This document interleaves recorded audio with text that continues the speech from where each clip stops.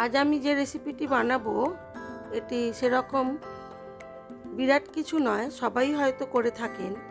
তবে এই বসন্তকালে নিম পাতা খাওয়া অবশ্যই দরকার। আর আমরা সবাই গুণ জেনেই হোক বা না জেনেই হোক বাজার থেকে নরম নিম পাতা পেড়ে এনে খেয়ে থাকি। নিম পাতার গুণ অপরিসীম।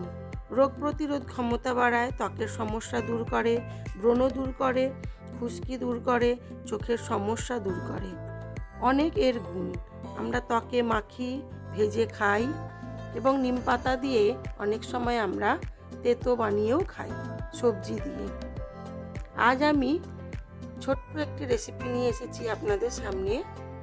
তার জন্য আমি আজকে আমার গাছ থেকে নিম পাতাগুলো পেড়ে নিয়েছি। এবারে নিম পাতার ডাল থেকে আমি নরম নরম নিম পাতাগুলো নিয়ে বেশ কিছুক্ষণ নুন জলে ভিজিয়ে রাখবো। তারপরে এটাকে চটকে ধুয়ে নেব। খুব ভালো করে এবারে নিম পাতাটাকে চটকে চটকে 2-3 বার ধুয়ে নেব, নিয়ে জলটা ঝরিয়ে নেব। তারপরে আমি একটা কড়া বসিয়ে দিয়েছি। কড়ার মধ্যে দিয়ে দিলাম অল্প পরিমাণ সর্ষের তেল। এবারে দিয়ে দিলাম তার মধ্যে নিম পাতাগুলো, আর দেবো অল্প একটু নুন দিয়ে কম আঁচে নিম পাতাটাকে খুব ভালো করে লাল করে ভেজে নেব।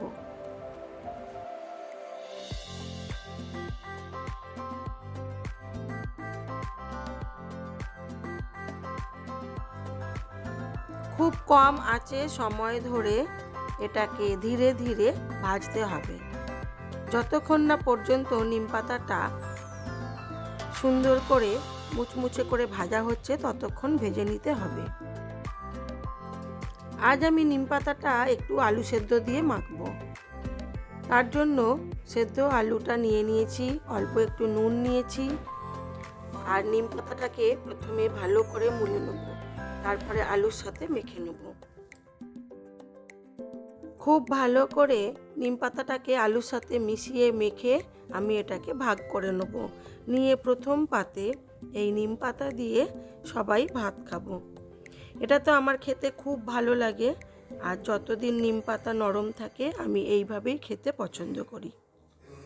চলুন এবারে আপনাদের দেখাই আমার আজকের লাঞ্চ মেনুতে কি ছিল।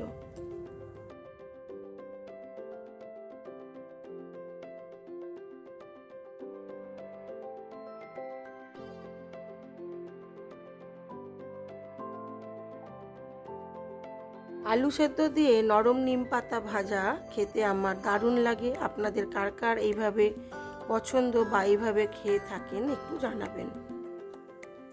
আজ আমার লাঞ্চ মেনুতে আছে সাদা ভাত, আলু দিয়ে নিম পাতা মাখা, বাঁধাকপির তরকারি, আর আছে চিকেন কষা, দেশি মুরগির কষা। আজ এইটুকুই। আমার এই ভিডিওটি আপনাদের কেমন লাগলো অবশ্যই জানাবেন। ভালো লেগে থাকলে লাইক, শেয়ার, কমেন্ট করবেন।